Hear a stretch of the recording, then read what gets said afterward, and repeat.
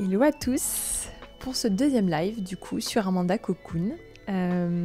J'espère que vous êtes prêts, que vous avez bien gardé toutes vos notes de la fois précédente ou ceux qui ont vu le live du coup directement sur Twitch ou sur YouTube prochainement, mais pour ceux qui reverront en diffusé en tout cas, j'espère que vous avez pris vos notes avec vous parce qu'on va faire la continuité en fait du premier live. Et aujourd'hui on va aborder donc du coup le sujet qui est de savoir d'où vient nos complexes et de savoir exactement pourquoi on a développé certains complexes, pourquoi on a développé voilà, un certain regard, une certaine amertume envers son propre corps. On va essayer d'observer ça. Après donc le premier live qui était donc du coup d'apprendre, observer ce dont on était fier ou au contraire ce dont on était complexé dans notre corps. Là dans ce live, tout va se jouer en fait sur d'où vient exactement, en tout cas ça nous invite à nous questionner d'où vient ces complexes. On va essayer de comprendre ce qu'on attaque en se jugeant, qu'est-ce que ça nous renvoie, qu'est-ce qu'exactement on essaye justement de pointer, parce que les complexes ça sert à ça aussi, hein. Ça nous permet de mettre en évidence aussi peut-être certains traumas ou peut-être certaines décalages qu'on peut ressentir au fond de notre cœur. Alors le décalage, vous allez voir ce mot-là, je l'utilise tout le temps et je vais l'utiliser très souvent durant ce live parce que c'est ce qui se passe au fond de notre cœur en fait à un moment donné où les complexes vont émerger. C'est quand il y a un véritable décalage entre son soi intérieur et ce que notre environnement, nos expériences et tout ce background là qui nous entoure justement se coincent, se clashent entre eux. Il y a une dissonance entre les deux et c'est ce qui fait que les complexes émergent. Donc ce qu'on avait vu dans le premier live, c'était que notre perception de notre intérieur, de nos complexes, de qui on est, etc., dépend beaucoup de notre état intérieur, c'est-à-dire comment vous vous sentez d'une manière générale, comment les paramètres de votre vie sont réglés pour tout ce qui vous entoure en fait. Personnellement, physiquement, est-ce que je suis malade, en bonne santé? Est-ce que je suis entourée de bonnes ou de mauvaises personnes? Est-ce que, au contraire, j'ai un travail qui me remplit? Notre perception dépend de notre état intérieur et donc on est vraiment sensible à ça pour pouvoir justement avoir un regard critique. Ça va être compliqué si notre état intérieur est plus ou moins à fleur de peau, si je puis dire. Ce que je disais comme dans le premier live aussi, c'est quelque chose qui reviendra souvent. Est-ce que pour les personnes dotées d'un utérus et d'ovaires, est-ce que vous êtes en période de menstruation? Ou au contraire, est-ce que si vous êtes adolescent ou quand vous arrivez à la ménopause et l'andropause pour les hommes, est-ce que c'est ces périodes-là? Donc du coup, ça devient de plus en plus difficile d'avoir un véritable regard critique et d'avoir un état intérieur, je dirais, apaisé. Notre perception dépend, comme je disais, beaucoup de tous ces facteurs qui fait que ça devient difficile de se dépatouiller, ça devient difficile d'être bienveillant envers soi-même. Et on va déployer tout simplement, donc tous ces complexes qui sont naissants au fur et à mesure de notre vie vont de plus en plus grossir et s'alimenter et ainsi de suite pour prendre énormément de place. Pour des personnes, ça occupe leur vie. Il y a des gens qui peuvent être... Alors, il y a des personnes que je dirais avec des complexes légers, où c'est des complexes qui sont là, qui sont latents. La personne, elle adapte sa vie. Elle adapte quand tu as des complexes, tu adaptes forcément ta vie en fonction de tes complexes, mais je dirais que ça reste assez mineur. Il y a des personnes pour qui c'est leur chemin de croix, c'est leur problématique de vie qui vont devoir transcender ça. Donc voilà, ça dépend le niveau d'intensité de complexe. Encore une fois, je disais dans le premier live, pas de notion de bien ou de mal dans tout ce que je pourrais énoncer en ce jour. Mais aussi, ce que je voudrais vraiment que vous ancrez dans la tête, c'est que il n'y a pas d'échelle de pire ou de pas pire. Il y a des personnes qui vont être extrêmement complexées par quelque chose, alors que pour d'autres, ça va paraître insignifiant, et des gens qui ont, aux yeux de tous, on pourrait se dire, mon Dieu, mais elle devrait se sentir complexée avec, un corps, avec, un comportement ou une attitude comme ça. Elle devrait se sentir complexée. Et pourtant, cette personne, elle est tellement centrée et alignée avec elle-même que du coup, non, elle le vit très bien, c'est pas un complexe. Donc, c'est difficile de se poster et de se dire, cette personne-là, elle souffre plus que de notre. Et dans mon travail là, et dans tout ce que je vous dis, il n'y a pas d'échelle de douleur. Si vous souffrez ou si vous avez une peine concernant quel que soit le complexe, quelle que soit l'histoire qu'on va décortiquer durant ce live, etc., quelle que soit la peine, à partir du moment où ça vous fait souffrir, cette souffrance est légitime. Ça, je veux que vous le gardiez bien en tête. Elle est légitime. Faut pas non plus l'attiser. Ça sera dans le rôle d'un de prochains lives, dans de prochaines vidéos. Mais c'est de la considérer. Dire, ok, t'es là, je te vois, je t'observe, je sais que cette souffrance, elle est là. Mais voilà, je vais essayer d'avancer, de dépasser tout ça progressivement. Donc, ce qu'il faut considérer, en premier temps, quand on veut essayer de savoir d'où vient, en fait, ces complexes, c'est qu'on est une histoire. Nous sommes une histoire. Et que rien n'est foutu. C'était un exemple que j'avais cité dans mon premier live.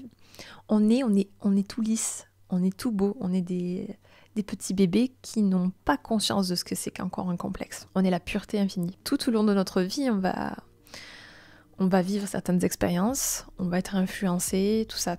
Et on va se forger une histoire. Et cette histoire, mine de rien, elle est, je dirais, centrale pour justement tout ce qui est complexe et savoir ce qui nous freine, en tout cas, physiquement, mentalement, psychiquement, ce avec quoi on n'est pas à l'aise en tout cas. C'est notre histoire, entre autres, qui va nous aider à conditionner ça, en plus de notre perception, et ainsi de suite. Donc là, ce que je vous propose, c'est qu'avec votre carnet ou avec vos papiers, vous notez rapidement, spontanément comme ça, d'où peuvent provenir ces complexes. D'où ça vient. Si vous avez une idée, ça peut être un contexte familial, une expérience, une sensation. Vous aimez pas le fait que votre ventre soit mou, c'est une sensation, ok ? Et quelqu'un va vous le toucher et le fait de sentir votre corps se plier, par exemple, parce que vous avez des rondeurs. On appelle un chat, juste entre parenthèses. Donc des rondeurs, vous avez des rondeurs, on vous touche la rondeur, pif, ça plie, c'est pas agréable. Peut-être que la personne en face va vous dire « Ah non, mais c'est trop mou, je sais pas, j'invente une histoire. » C'est là que l'idée de sensation va émerger. Et cette sensation peut être bonne ou mauvaise, désagréable ou agréable, je préfère utiliser ces mots-là. Et donc ça peut forger votre complexe. Donc là, notez-vous justement sur un papier tous vos complexes, donc la liste que vous aviez fait précédemment. Donc pour les personnes qui débarquent là sur ce live, dressez-vous rapidement une petite liste de tous les complexes que vous pouvez avoir, donc physique, psychique, mental, voilà. Quelque chose qui vraiment vous sentez que ça vous parasite.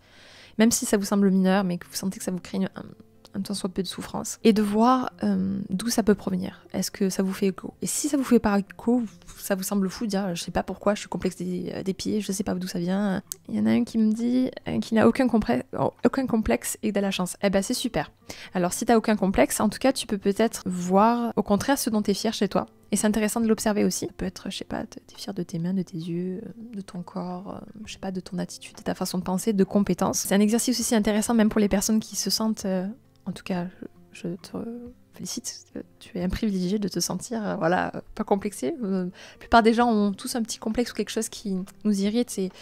Peut-être que pour toi le mot complexe est un peu fort, mais ça peut être quelque chose qui t'agace, ou en tout cas que tu voudrais qu'il soit mieux. C'est peut-être pas un complexe dans le sens où ça te parasite, mais tu te dis, j'aimerais être plus comme ça, ou mieux comme ça, etc. Si après t'es à l'aise à 100% avec toi, t'es sur la bonne voie et c'est génial. Mais tu peux faire un travail en tout cas d'observation pour ta propre personne, pour la personne qui tu es, de voir en quoi tu rayonnes encore plus chez les gens, et ça peut être un super exercice pour ça. Premier live, j'en parlais, des personnes arrivent à se sentir mieux, à s'observer mieux, à voir en quoi elles sont génieux en fait, à travers de passion aussi. C'est ce que j'expliquais, on a besoin d'interprètes dans le premier live pour pouvoir avancer, parce qu'on a du mal à s'analyser soi-même. Donc je vous invite vraiment à voir le premier live en question. Et au travers de passion, d'actions comme ça, de l'art ou d'un sport, etc.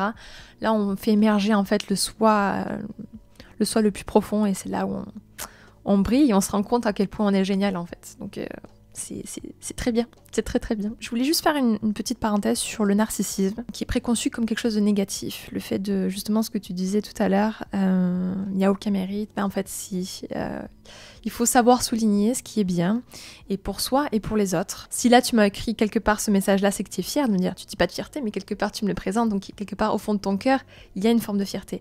Et il faut pas se culpabiliser dans ça, au contraire, si tu es fière, il faut le dire, il faut oser le dire, je suis fière d'avoir fait ça, parce que oui, la norme, la plupart des gens ne font pas ce genre d'action. Et quand on arrive à transcender ou quand on est fier de soi pour une action, ou juste se sentir, tiens, matin, juste la raison de se sentir beau devant un miroir ou se sentir présentable ou quelqu'un d'aimable pour quelqu'un qu'on aime est une raison valable en fait pour se sentir fier. Et ça c'est précieux. Et quelque chose qu'il faut valoriser pour pouvoir avancer en fait au quotidien en fait. Il faut pas que ce soit, on est d'accord, invasif. Il faut pas que ce soit non plus la fausse humilité. Il faut pas que ce soit non plus, je vais utiliser le mot brutal, mais gerbant pour les autres en fait. Il faut que ce soit agréable pour vous et pour les autres. Et pour savoir à quel moment le curseur est bien placé, c'est juste vous ressentez de la fierté à un moment donné, dire, osez déjà le verbaliser, dire ah je suis fière de moi, d'avoir fait. Peut-être que des gens à côté de vous, ils vont dire ok, t'es fière de toi d'avoir fait, je sais pas. Peut-être pour quelqu'un qui ne fait jamais de sport, d'avoir fait 5 minutes de course à pied. Elle va dire, ouais, j'ai réussi à faire 5 minutes de course à pied. La personne qui fait d'habitude fait beaucoup plus de sport que toi, te trouvera peut-être peu crédible. Mais pour cette personne-là, c'est génial. Et il faut pas se rabaisser parce que justement, quand on écrase ce côté narcissique, cette pointe de narcissisme, si je peux dire, donc de fierté à ce moment-là, vous risquez d'écraser énormément d'efforts dans le temps et la personne risque de s'essouffler.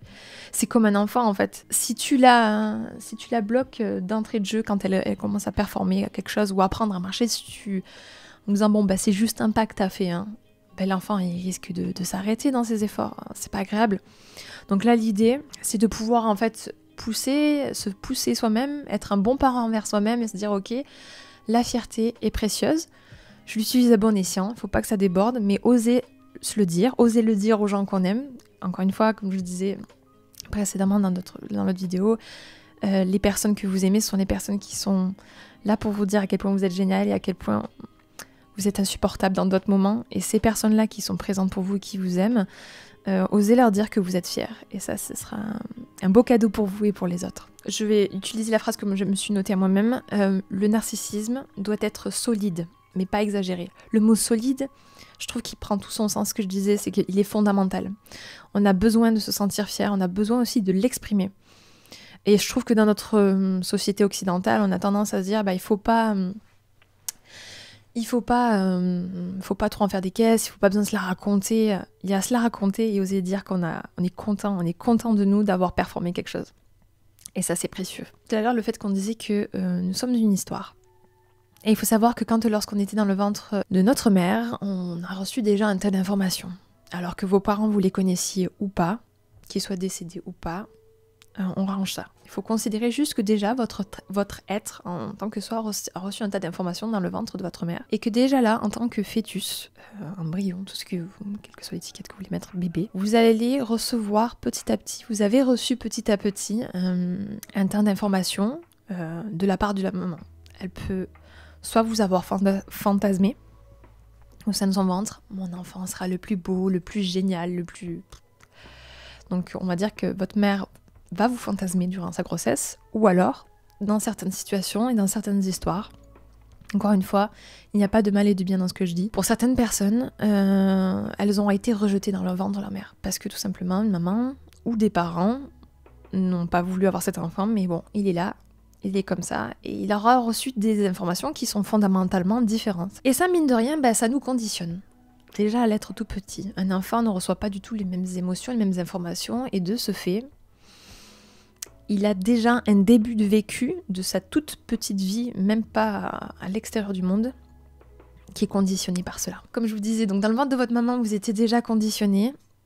Et là, arrive la naissance et la petite enfance. Donc là, je reprends à quelqu'un qui me disait qui avait commis des erreurs et qui avait des regrets, et qu'on peut revenir dessus pour les modifier, c'est sûr. C'est ça encore la résilience et la transcendance, c'est cette capacité à transformer, à dépasser ça. On fait tous des bons et de mauvais choix dans notre vie, et c'est nous, on est responsable effectivement de comment transcender ça, et on n'a qu'une vie, autant faire en sorte qu'on y mette de l'amour, et qu'on la choisit, et que voilà. Même si c'est pas facile. Tout ce que je dis, c'est pas facile. C'est facile, c'est une phrase en l'air. Hein. Mais dans l'idée, c'est quand même ça comme mantra qui devait être fait pour chaque personne. Ok, donc je vais continuer un petit peu sur l'histoire et après j'avancerai pour les commentaires. Donc dans la grossesse, on a la petite enfance. Et là, il y a des notions qui vont rentrer encore plus en jeu que juste être rejeté ou fantasmé de la part de ses parents. Il y a, est-ce que, donc un enfant, il a des besoins.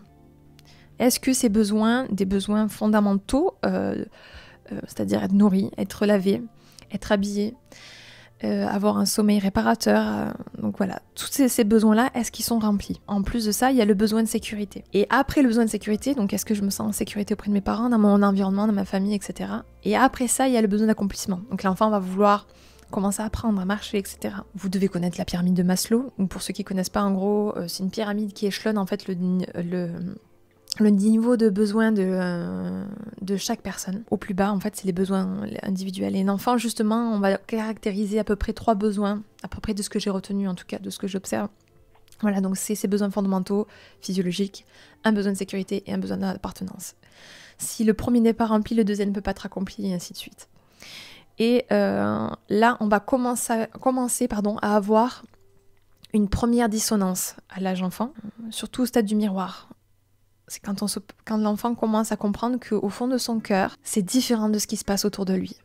Et un enfant, c'est très intelligent, bien plus intelligent que ce qu'on pense. Et déjà là, vous, dans votre passé, il se peut qu'il y ait des complexes qui soient nés de là. Il se peut qu'il y ait des moments où, dans votre enfance, il y ait une véritable dissonance entre ce que vous avez au fond de votre petit cœur d'enfant et ce que vous avez reçu en extérieur.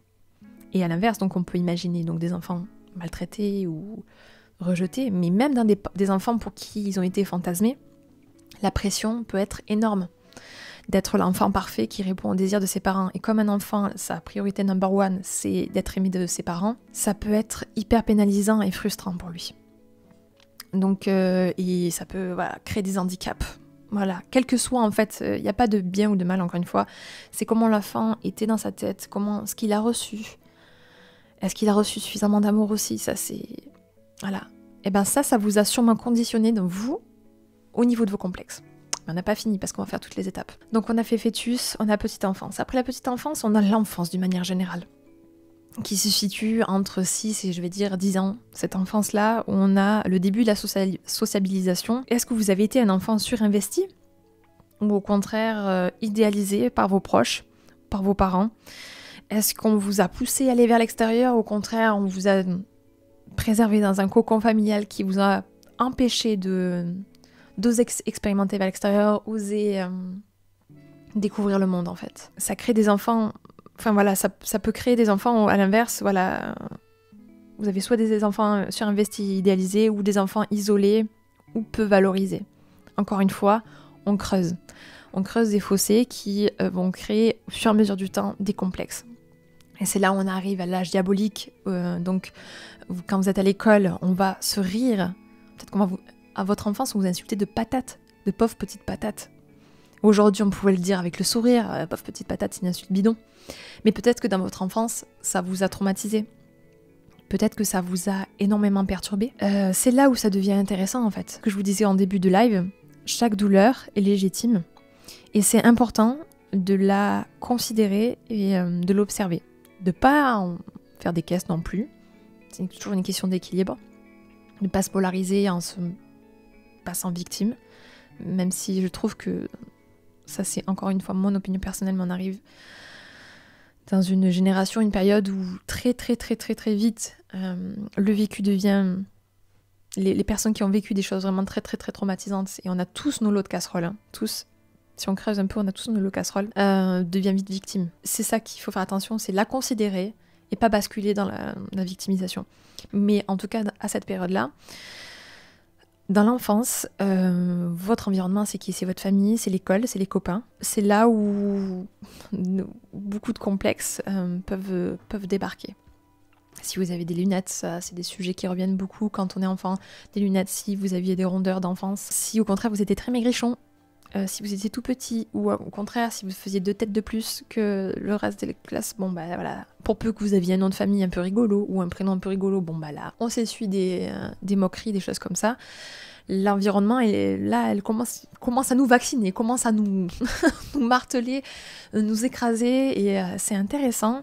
Même si on se dit, ah, c'était l'enfance, on s'en fout, on passe derrière. Ben non, en fait. Parce que pour certaines personnes, et parfois même pour soi-même, on se dit, ben en fait, c'est vrai que c'était pas confortable, et c'est vrai que c'était un moment difficile, je le reconnais. Juste ça, le mot, je le reconnais, je l'observe, je sais qu'il est là. Après l'enfance primaire, tout ça, on arrive dans la merveilleuse période qui est l'adolescence. Et alors là, l'adolescence, c'est un bouleversement hormonal, physique, psychique. C'est un bazar complet au fond de notre cœur. Et on a tous essuyé les frais à ce moment-là. On a un besoin d'appartenance à ce niveau-là qui est tellement important, surtout un besoin d'appartenance auprès des personnes qu'on idéalise, parce qu'à cet âge-là, on n'est pas du tout réfléchi. Et c'est normal, parce qu'on est fabriqué comme ça à cet âge-là, si je puis dire. On a un besoin vraiment d'appartenance des gens qu'on désire. Ça peut être un groupe de gens qu'on trouve trop géniaux, qu'on se dit waouh, eux, ils sont vraiment stylés. Inconsciemment, hein, bien sûr, tout se joue inconsciemment. Ça peut être auprès de célébrités qu'on admire. Ça peut être, alors surtout pas des parents, mais souvent un oncle, une tante ou un grand frère ou une grande sœur qui pour nous a été un véritable booster. On se dit ok, je veux ressembler à ces personnes-là, je veux être comme elles. Surtout à cet âge-là. Et on a un vraiment profond besoin d'envol, de se libérer de tout ça. Du coup, on n'est plus du tout centré sur nous-mêmes. On n'est plus du tout centré sur qui on est vraiment.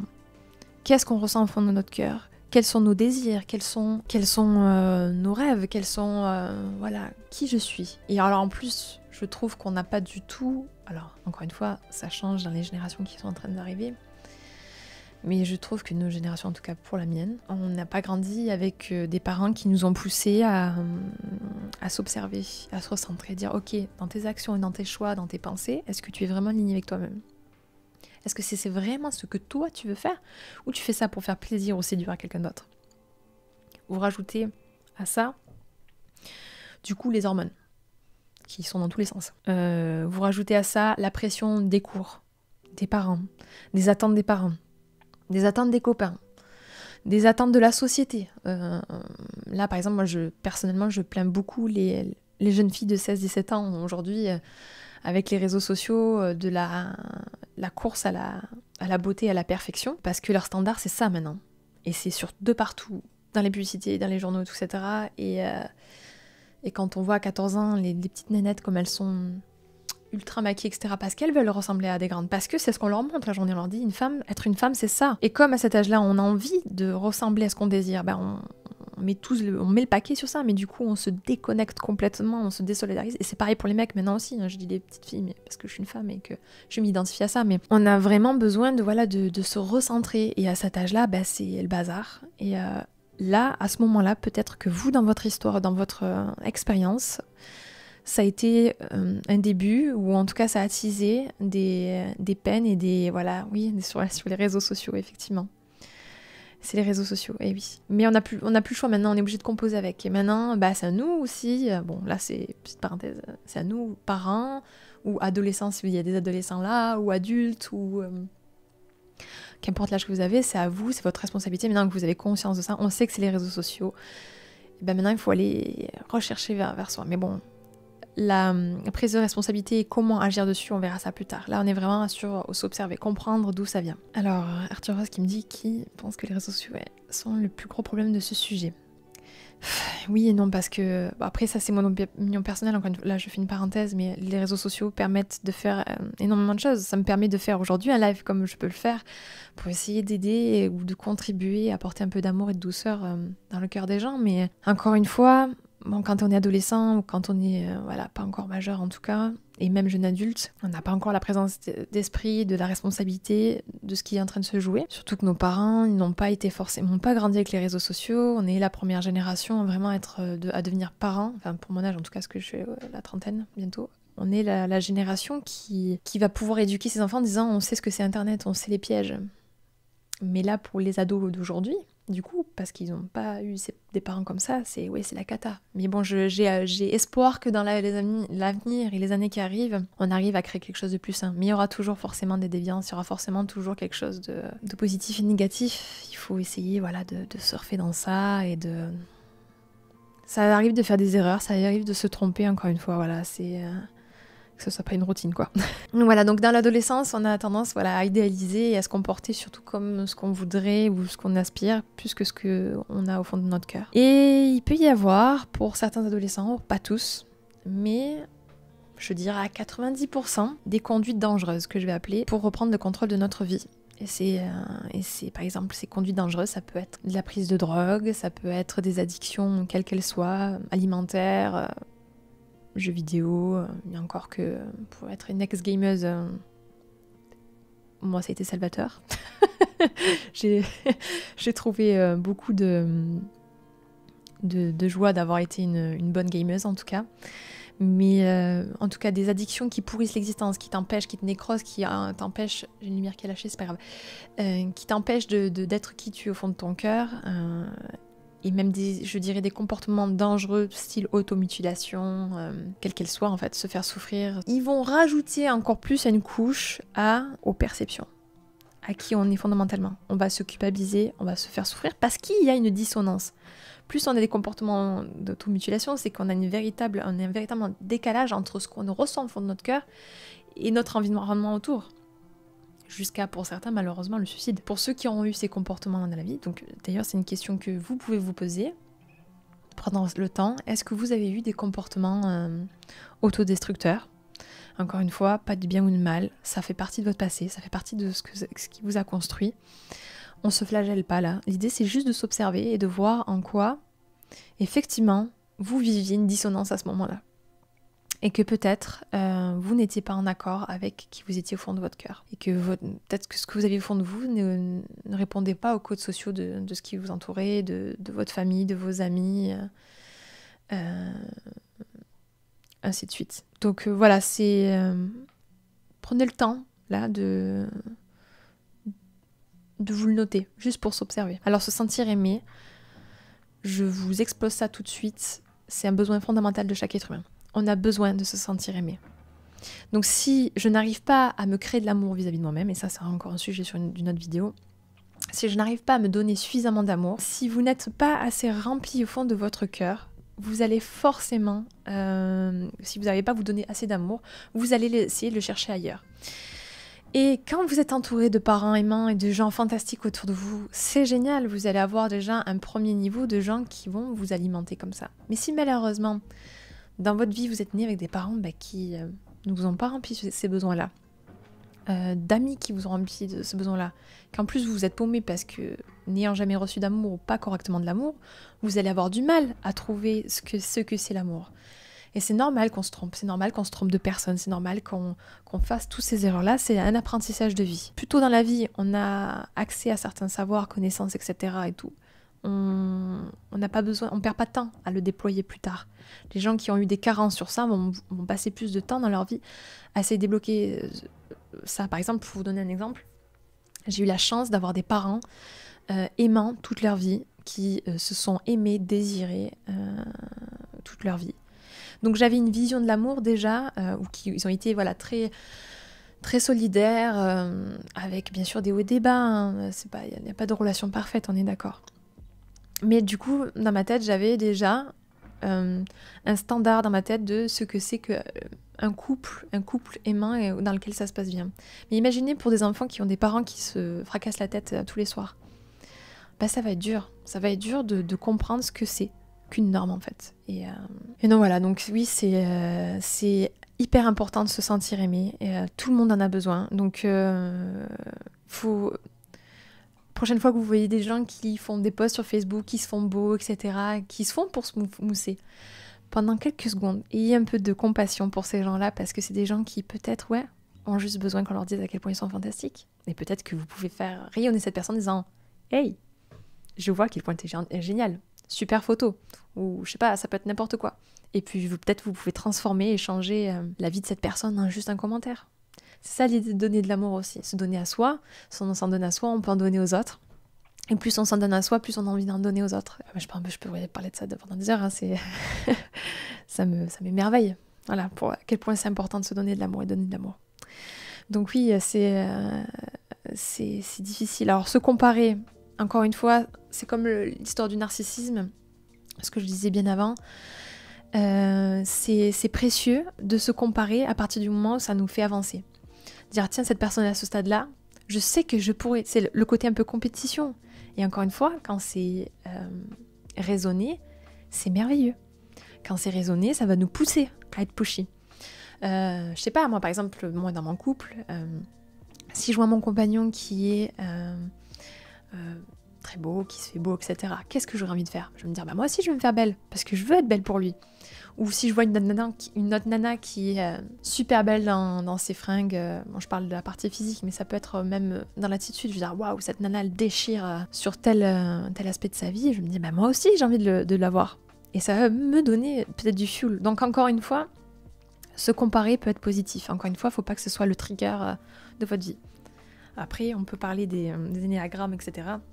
Si vous voulez plus sur ce sujet, je vous conseille de regarder des vidéos de Paul Pironnet, qui est un tueur sur ce sujet-là, sur les énéagrammes, qui permet de comprendre quel type de personnalité, etc. Il a fait des lives de plusieurs heures sur YouTube. Donc voilà, ça, il est balèze. J'en parlerai peut-être un jour sur mes lives, mais certaines personnes ont cette fibre plus compétitive et c'est ok, encore une fois, pas de bien ou de mal, mais voilà, il ne faut pas que ça configure toute votre vie et se comparer peut être... Donc là, on a vu donc l'adolescence, on a vu qu'on pouvait avoir aussi des comportements qui sont le reflet de notre dissonance interne.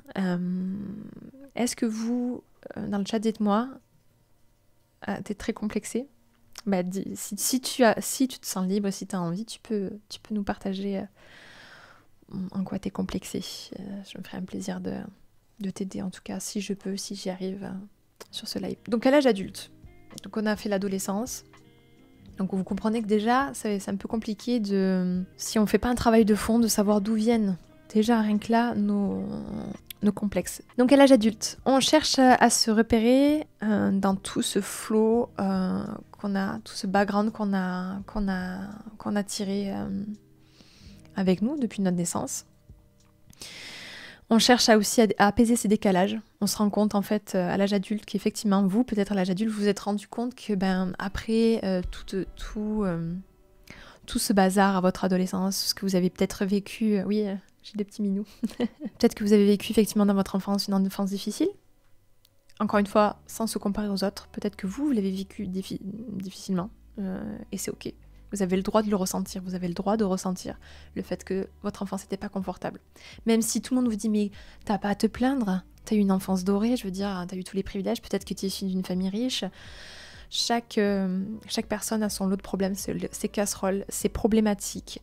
Chaque personne est à son niveau. Et il n'y a aucune culpabilité à avoir, une honte à ressentir des souffrances. Même si pour d'autres, elles peuvent paraître dérisoires, elles sont légitimes à partir du moment où ça vous fait mal. Donc à l'âge adulte, certaines personnes vont, donc suite à tout ce background-là, vont décider, par exemple, de choisir un métier qui leur correspond pour essayer de transcender toutes ces souffrances qu'ils ont pu avoir au cours de leur vie. Minette, tu es mignonne, mais... tu me déranges. Ou d'autres par le sport ou au contraire par des passions, qu'importe en fait ce que vous aurez construit, mais il y a des gens qui vont essayer de construire ça pour essayer de débunker un petit peu leur souffrance, essayer de se raligner avec eux-mêmes qui sont au plus profond de leur cœur. Et il y a d'autres personnes qui vont malheureusement encore continuer à avoir des mécanismes d'automutilation, autodestructeurs qu'on aura eu dans l'adolescence parce qu'on est encore trop... déphasés avec qui on est vraiment. Il y a des gens qui, ça leur poursuit encore 40, 50 ans, 60 ans. Ils sont encore déphasés avec leur soi intérieur. Encore une fois, pas de honte si ça arrive tard. Il n'y a pas de honte à ça. Vous avez gagné à partir du moment où vous en avez pris conscience. Que ça suffit. Il est temps de progresser, d'avancer, il est temps de s'écouter, il est temps de ressentir au fond de son cœur vraiment ce qui est important pour nous, quelles sont les valeurs qui sont précieuses. Mais en tout cas, c'est à l'âge adulte qu'on peut commencer à s'observer. Quand j'ai commencé un petit peu dans le milieu du dev perso, etc., je me souviens qu'il y avait une femme qui devait avoir la cinquantaine qui m'a dit « Quelle chance que tu as de le découvrir à la vingtaine toutes ces connaissances et tout, moi j'aurais rêvé d'avoir ça, etc. Alors oui, encore une fois, c'est ce que je disais par rapport aux enfants qui ont la chance d'avoir des parents aimants, etc. Effectivement, plus tôt j'ai accès à ce genre de connaissances, plus tôt j'ai conscience de mes failles, plus vite je peux travailler dessus, plus vite je peux mettre de l'amour et me valoriser et travailler dessus et faire en sorte que plutôt que ma vie elle soit ponctuée de moments géniaux et désastreux, que ce soit juste un cours d'eau vraiment agréable à vivre, quoi. Mais il n'y a pas de honte que ça arrive tard. Déjà, vous l'aurez fait. Il y a des gens qui meurent sans avoir pris conscience de ce qu'ils étaient au plus profond de leur âme, sans s'être posé la question de qu'est-ce qu'ils ont envie de faire, qui d'être, qu'est-ce qu'ils veulent renvoyer, qu'est-ce qu'ils veulent offrir au monde, en fait. Et voilà, donc pour tout ça, voilà, il faut prendre conscience de ça et s'encourager, se valoriser et voilà, être fier de soi, se dire ok, j'ai découvert cette notion-là, je vais l'explorer, et ainsi de suite. Et au sujet de la formation que j'ai fait, toutes les formations, à chaque fois, je découvrais, et encore aujourd'hui, quand au fur et à mesure que je me forme, que j'apprends de nouvelles choses, je me dis oh, il y a ça qui arrive et que je découvre, c'est génial. Je me rends compte que c'est pas si parfait sur cet aspect-là de ma vie. Je vais pouvoir mettre de l'amour, me valoriser dessus, tic tic tic, jusqu'à ce que ce soit plus facile. Encore une fois, une complexe, on ne peut pas péter un complexe s'il est trop violent dans sa vie, totalement, mais on peut faire en sorte qu'il soit plus agréable et plus facile à vivre. Ok, complexe de l'argent. T'as un mauvais rapport avec l'argent, c'est dans ce sens-là? Alors, pour le rapport à l'argent, je sais pas si c'est moi la plus expérimentée pour le faire. Je pense qu'il y a des gens qui sont très à l'aise à parler sur l'argent. Moi, je suis à l'aise, c'est pas la problématique, mais c'est la plus à même. En tout cas, si c'est l'argent ou le fait d'avoir manqué d'argent ou tu sens que c'est trop présent dans ta vie, que ça t'occupe le cerveau de gagner de l'argent, avoir de l'argent, avoir besoin d'argent, bon bah tu peux faire ce travail-là qu'on vient de faire, c'est où est-ce que ça t'a manqué, à quel moment ça a été difficile pour toi l'argent. Pas se culpabiliser, de se dire ce complexe-là peut être un super trigger pour ta vie, de dire ok, pour moi c'est vraiment important de gagner de l'argent, d'avoir de l'abondance, parce que ça me crée de la sérénité, donc ça aussi, te connecter à toi-même, te ressentir au fond de ton cœur pourquoi l'argent c'est important pour toi, qu'est-ce que ça crée au fond de toi, si demain je te donne 1 milliard d'euros, qu'est-ce que ça crée au fond de toi, de la joie, de l'abondance, te sentir serein, en sécurité. Bon, et ben peut-être que tu peux atteindre ces états-là d'une autre façon et ça peut peut-être apaiser ton besoin croissant d'argent. Et une autre réponse à ça aussi, c'est que ton besoin d'argent peut aider énormément de gens. Si tu le redistribues ou si tu crées des projets bien sûr qui peuvent contribuer au monde avec ça. Donc c'est ok d'aimer l'argent, c'est ok que ce soit un trigger important de ta vie. Voilà, c'est tout ce que j'aurais à dire sur ce sujet-là. Donc on voit qu'à l'âge adulte, soit on a tendance à essayer de commencer à s'écouter, soit on continue des comportements destructeurs dans notre adolescence. Mais il y a une question que vous pouvez vous poser, c'est qu'est-ce que vous continuez de votre adolescence ? Ça peut être pour certains se ronger les ongles, ça peut être, je sais pas moi, avoir tendance à trop manger, ou pour les addicts de sport, à faire du sport à outrance, parce que c'est un comportement aussi quand ça devient extrême, autodestructeur. Vous faites une petite liste voilà, de tout ce que vous continuez. Et dans tout ça, en plus, dans notre vie, dans tout ça, on peut rajouter aussi toutes nos expériences de vie qui fait que ça nous chamboule et que ça alterne aussi notre perception de ce qu'on vit vraiment. Un décès d'un proche, perte d'un boulot, un problème financier, avec le coronavirus et le Covid et tout ça en ce moment, peut-être ce manque de liberté que vous pouvez ressentir, ce chamboulement au quotidien que vous pouvez ressentir, quel qu'il soit. Ces épreuves de la vie vont rythmer et vont encore plus affecter la personne que vous êtes au plus profond de votre cœur. Et si vous n'êtes pas aligné au fond de votre âme, au fond de qui vous êtes, si vous ne faites pas un travail suffisamment constant ou en tout cas suffisant pour savoir si vous êtes bien aligné, vous allez être toujours dans cette espèce de tempête de troubles avec vos complexes, vos problèmes de vie, votre manque d'amour envers vous-même, les problèmes de la vie, pour peu que vous ayez encore des problèmes d'automutilation, etc. Enfin bref, ça vous fait, c'est pas des casseroles, mais c'est un char de souffrance en fait. Donc l'idée c'est d'aller lâcher petit à petit une casserole par-ci, ça apporter un peu d'amour petit à petit. Et là, pour clôturer, donc voir, donc vous avez vu donc chaque étape, donc la partie fétale, donc dans le ventre de votre mère, si vous avez des souvenirs ou si votre mère, vos parents, on en a parlé, si vous en avez pas, en tout cas ce que vous semblez avoir ressenti, c'est légitime aussi. Dans votre petite enfance, l'enfance, l'adolescence et l'adulte, et aujourd'hui, je vous propose donc de faire des colonnes comme ça, différentes. Donc je répète, fœtus, petite enfance, enfance, adolescence, adulte et aujourd'hui, et vous m'attribuez une note sur 20 de comment vous vous sentez. Par exemple, pour certains, ça va être, je sais pas, à l'enfance, je me suis sentie rejetée, c'est 4 sur 10, et puis à l'adolescence, j'étais plutôt bien dans mes pompes, 14. Et c'est ok d'avoir bien vécu un moment de sa vie. Hein. Faut pas chercher non plus à voir que le mal, hein. C'est savoir comment vous vous sondez, et vous vous attribuez ces notes-là, et puis vous vous observez. Prenez le temps, là, quelques secondes, de réfléchir un peu de comment vous observez votre vie, déjà. Dans un premier temps. Encore une fois, voilà, on a tous notre vécu. Si t'es pas complexé, encore une fois, c'est merveilleux. Vois en quoi tu es une lumière pour les autres et fais-le fructifier pour les autres. C'est aussi un exercice qui est important pour la valorisation de soi et puis aussi pour contribuer à la société, contribuer au monde. Par exemple, pour la petite anecdote, ce qui a fait que j'ai lancé ces lives, c'est que j'ai beaucoup de gens autour de moi qui me disaient que, parce que tu dis que ma voix est apaisante, que je trouve toujours le bon mot pour apporter du réconfort et de la douceur. Et comme je prends beaucoup de plaisir à faire ça, je me dis que je fais des coachings aussi pour aider, accompagner les gens, et je me dis comment je peux rayonner encore plus, comment je peux apporter encore plus. Je fais fructifier, je fais ce live-là. Mais ça peut être d'une façon. Par exemple, j'avais rencontré une dame qui avait perdu 4 de ses maris, son fils et son frère. Donc elle avait eu énormément de décès de personnes proches autour d'elle. Et elle avait décidé de créer une association pour contribuer et aider toutes les personnes qui vivent mal le deuil. Ça peut être ça. Ça peut être n'importe quelle façon. Ça peut vous créer en tout cas de la valeur en vous, faire fructifier ça. Et encore une fois, ça c'est encore dans une vidéo. Là, c'est juste pour répondre aux personnes qui ne se sentent pas complexées, ou en tout cas qui se sentent globalement à l'aise avec elles-mêmes.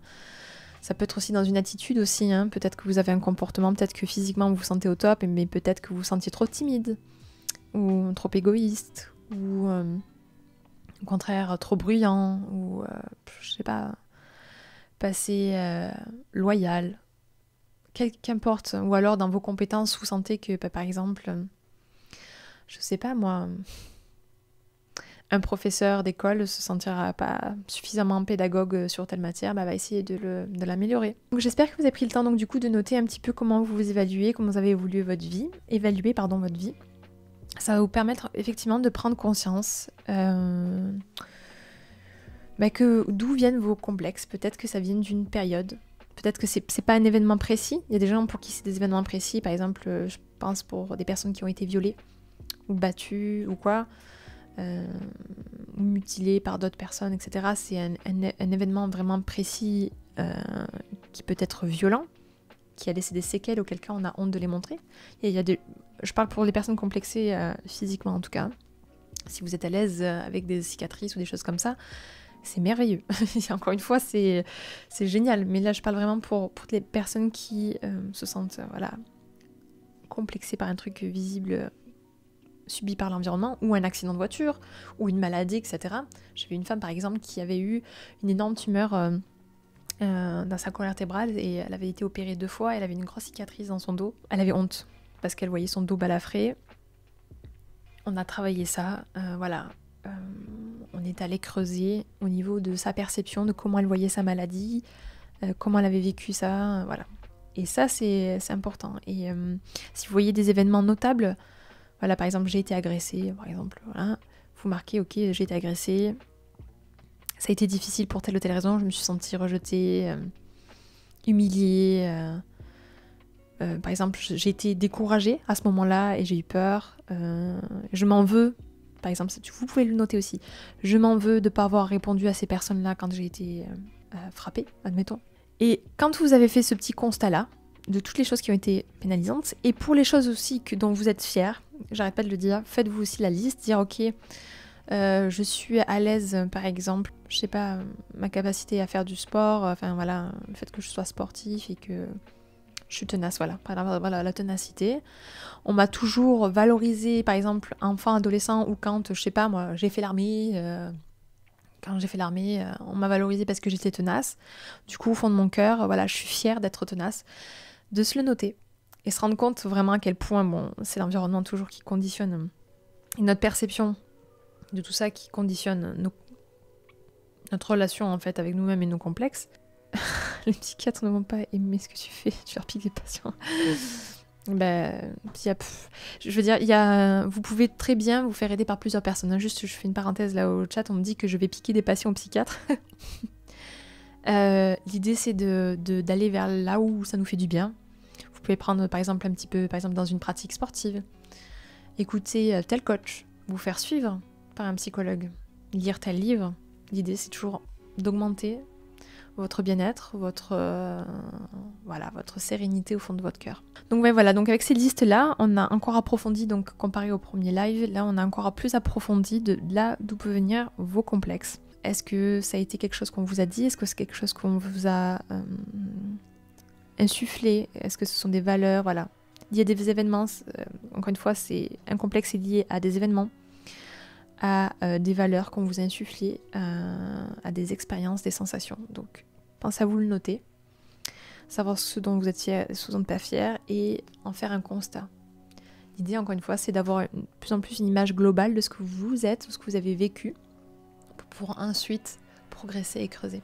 Et quand vous vous retrouverez face donc à un comportement d'évitement, donc c'est ce que j'expliquais donc dans le live numéro 1, vos complexes, vous créez des situations d'évitement, c'est-à-dire que vous allez adopter des comportements qui vont vous empêcher de faire des choses.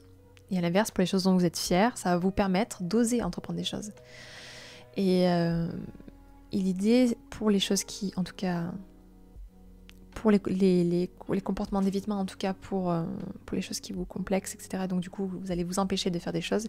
L'idée, c'est de se lisser, de se dire ok, ah tiens, j'ai un comportement où je suis en train d'agir, où je ressens au fond de mon cœur de la honte ou la culpabilité par rapport à ce complexe-là. Je suis en train d'éviter, par exemple, je sais pas, d'oser sortir parce que j'ai honte pour telle raison, ou m'exprimer sur ce sujet parce que j'ai honte. Et ben, ça va vous permettre tout simplement de le voir arriver, de moins vous culpabiliser, donc vous donner un peu plus d'amour, et d'aller petit à petit vers vous-même. Voilà, on y va petit à petit comme ça.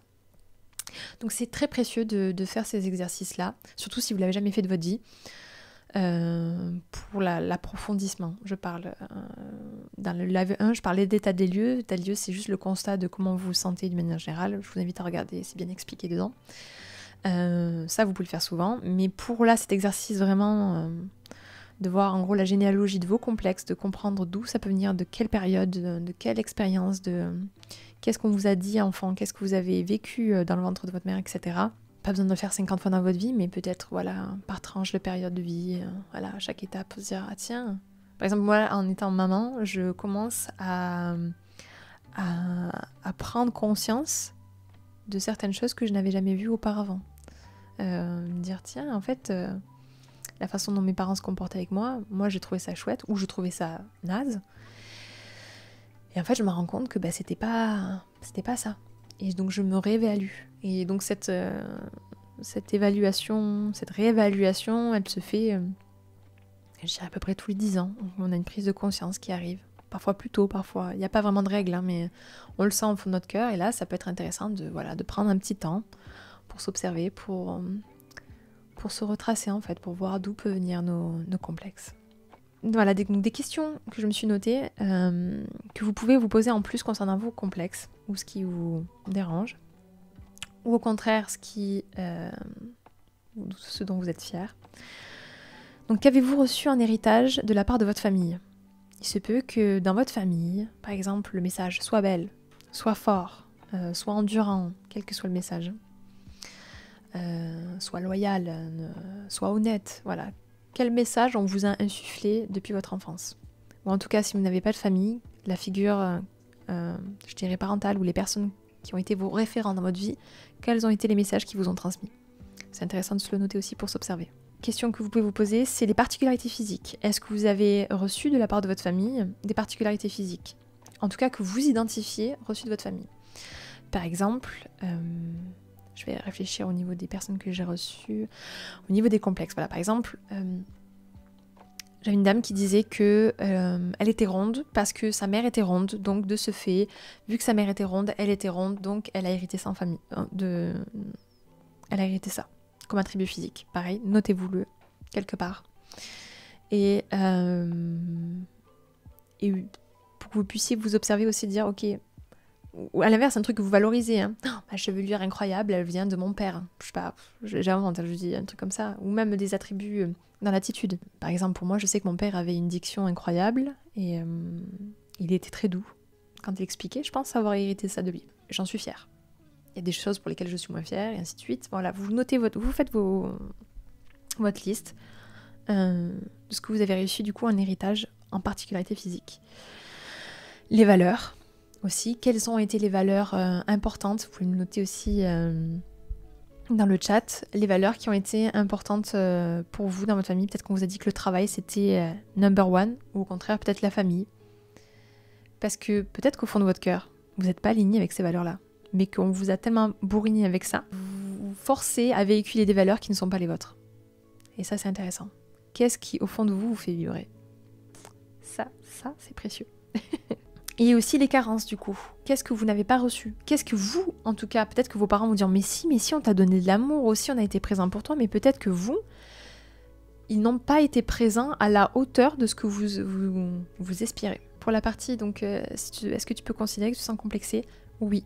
Si tu te sens légitime, si tu sens que pour toi, tes parents n'ont pas répondu d'un point de vue financier ou matériel, selon ce que toi tu ressens, mais encore une fois, est-ce que ce que tu ressens, c'est un peu...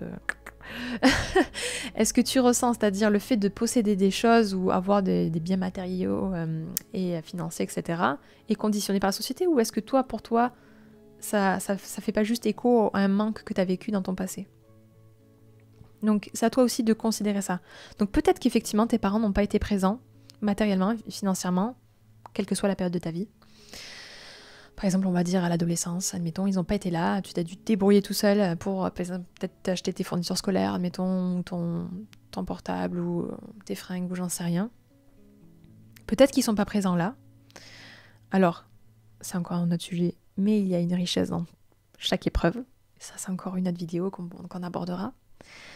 Mais en tout cas, si tu le ressens, c'est qu'elle est légitime. Mais dans cette légitimité, il faut quand même observer, savoir, est-ce que du coup, par exemple, tes parents n'ont pas voulu te filer, par exemple, admettons, le dernier iPhone, parce que je prends l'exemple de l'adolescence, ça se trouve c'était bien plus tard ou bien plus tôt, mais admettons pour l'iPhone, n'ont pas voulu filer l'iPhone parce que c'était le truc que toi tu voulais absolument, et toi tu t'es senti frustré et rejeté de la part de tes parents, admettons, ou incompris, ça peut être aussi ça la raison.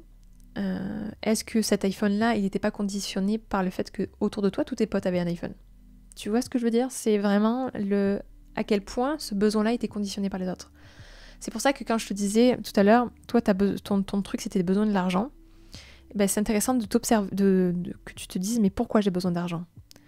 Là, vous pouvez faire tout cet exemple-là. Donc, pourquoi je suis complexée que ça? Pourquoi j'aurais envie, par exemple, pour une nana qui n'a pas beaucoup de tétés et qui voudrait avoir des gros tétés, admettons, elle se dit, pourquoi je voudrais avoir des gros tétés? Pourquoi, pendant ton exemple, pourquoi je voudrais avoir beaucoup d'argent? Parce que ça me remplit. Je me sens accomplie. Je me sens intéressant pour les autres. Je me sens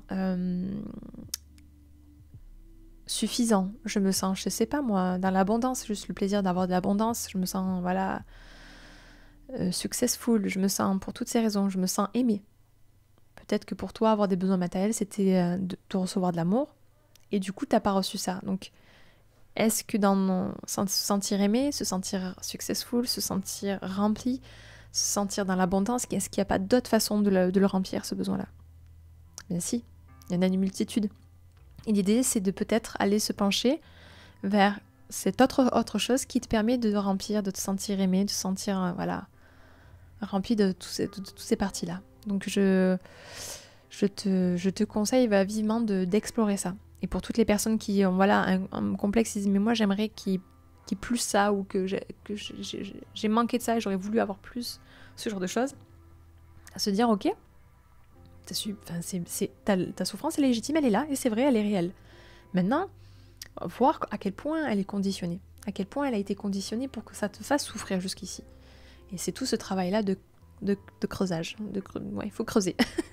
Il faut creuser pour vraiment essayer de comprendre d'où ça peut vraiment provenir. Les autres questions que vous pouvez vous poser, donc ce que je disais, c'était les carences, donc ce que vous avez ressenti de la part de vos proches, vos familles, je sais pas, d'un professeur des écoles, d'amis, ou même de la part de votre compagnon, quel que soit le stade ou la période de vie que vous sélectionnez pour creuser, dans la globalité. Les sentiments de carence, donc sentiments de solitude, d'incompréhension, de rejet. Il y a des gens, vous savez, qui, par exemple, qui sont en couple, qui se sentent pas bien dans leur couple parce qu'ils se sentent, je sais pas moi, par exemple, dans incompris de la part de leurs proches. Ils ne le manifestent pas. Ils n'ont même pas conscience qu'ils se sentent incompris.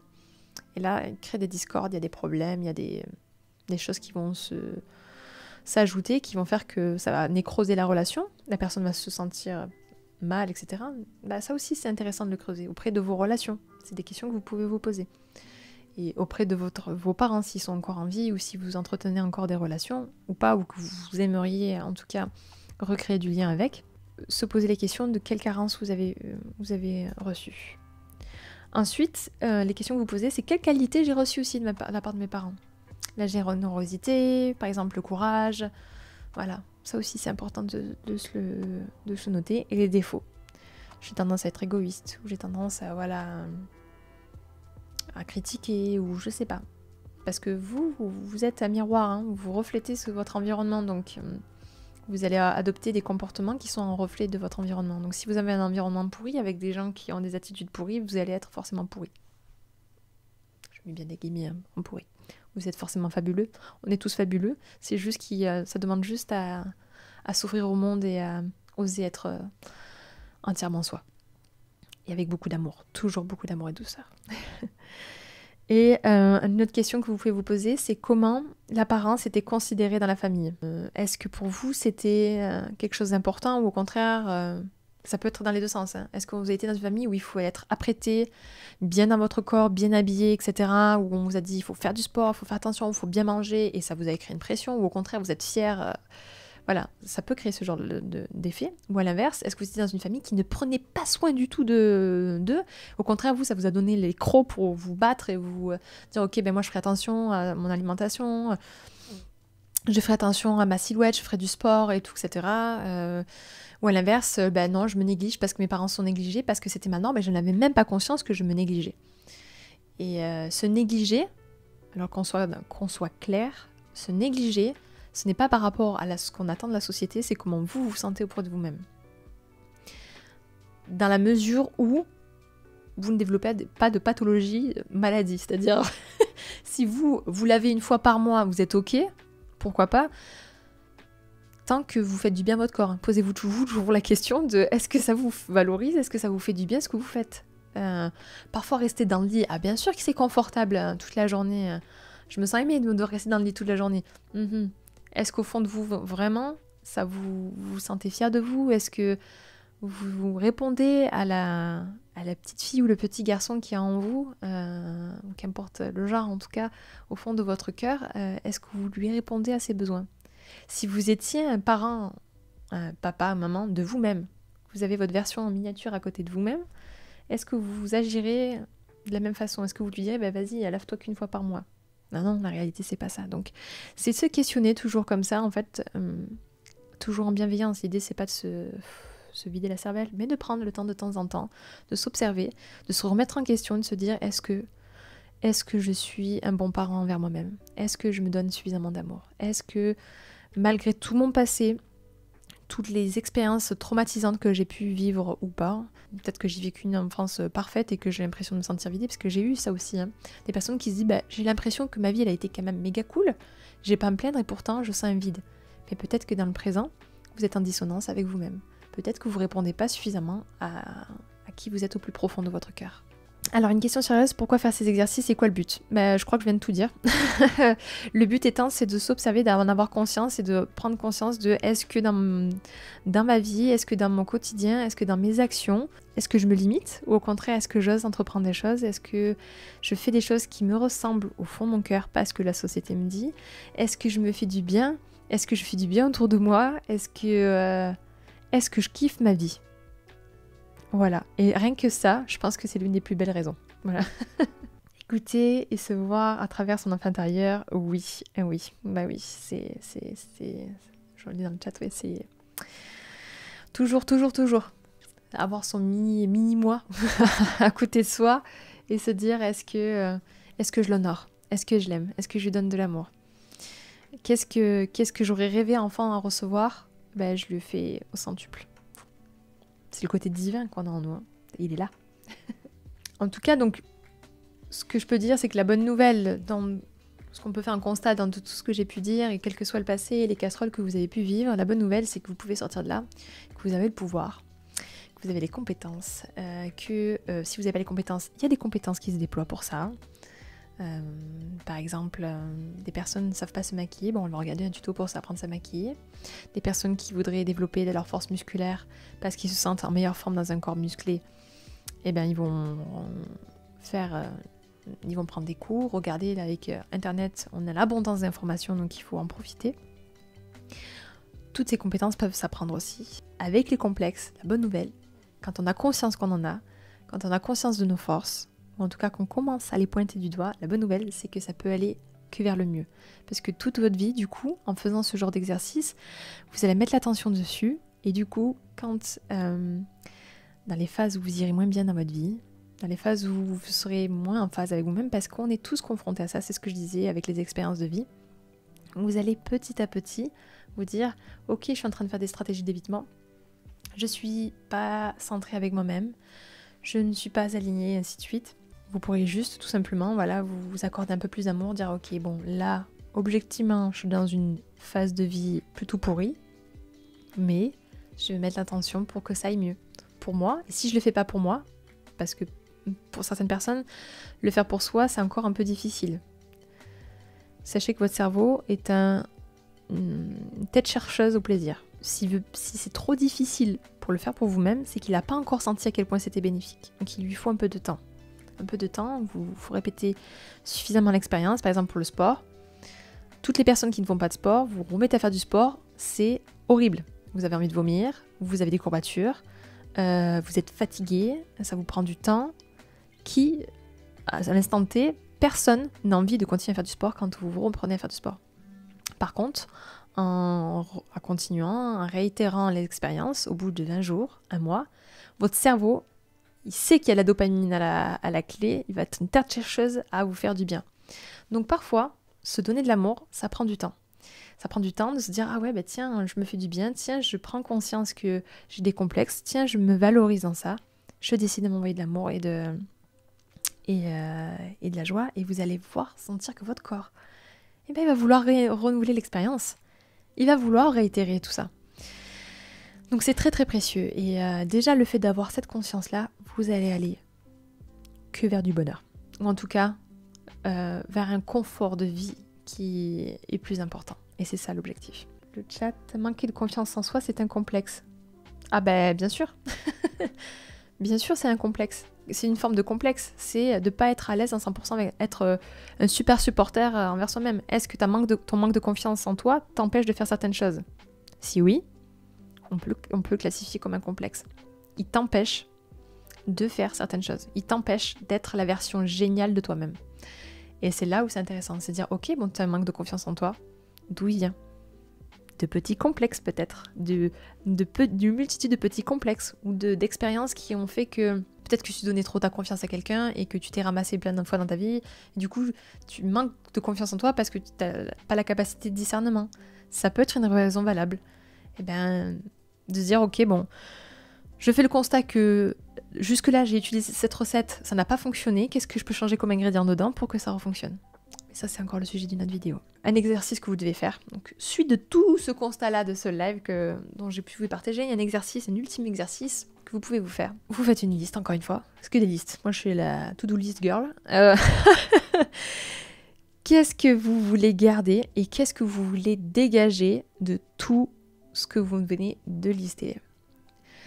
Dans vos complexes, dans ce que vous avez traîné, dans l'héritage que vous avez subi, dans vos vécus, enfin tout ce package. Par exemple, je vais vous donner une expérience. Je viens d'une famille italo-espagnole. Du côté espagnol, je peux dire qu'ils sont excessivement bruyants. Mais quand je dis bruyants, c'est que vous êtes un repas de famille. Mon compagnon m'a dit « Mais qu'est-ce qui se passe? Ils sont en train de se battre ou de se disputer ?» Moi je dis « Non, non, ils communiquent. » J'ai tout fait pour essayer de me débarrasser de ça. Pas la famille. Hein. L'aspect est de être trop bruyant ou en tout cas essayer de communiquer d'une autre façon parce que je ne me sentais pas m'honorer moi, ça ne me ressemblait pas au fond de mon cœur. Même si une période de ma vie, j'avais tendance à copier ces comportements-là parce que c'était dans mes codes sociaux. Mais je me suis rendu compte que ce n'était pas moi.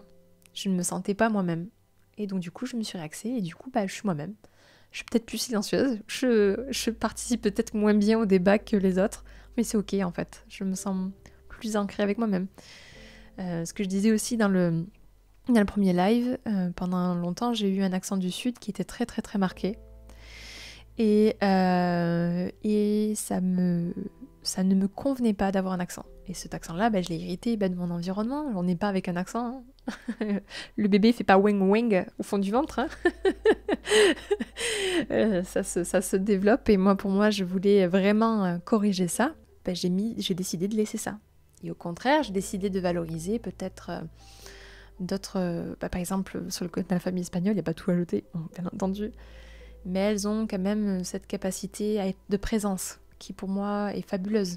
Et moi, ça c'est quelque chose que j'ai décidé de valoriser. Ma maman m'a donné le goût de prendre soin de mon visage, de ma peau, en me faisant coquette. C'est quelque chose que j'aime. Il n'y a pas de mal ou de bien. J'aime bien faire ça.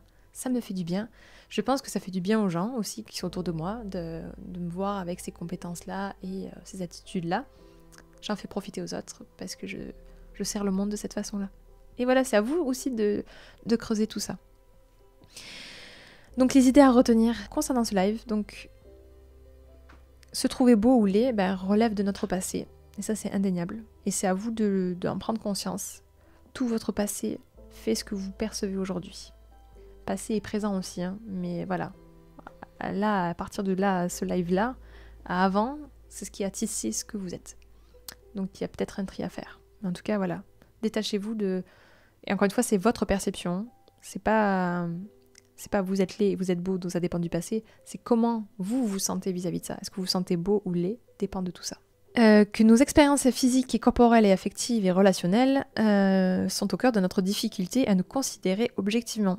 C'est ce que j'ai pas arrêté de dire tout le long de live. Vous êtes juste un amas d'expériences psychiques, physiques, olfactives, sensorielles, émotionnelles.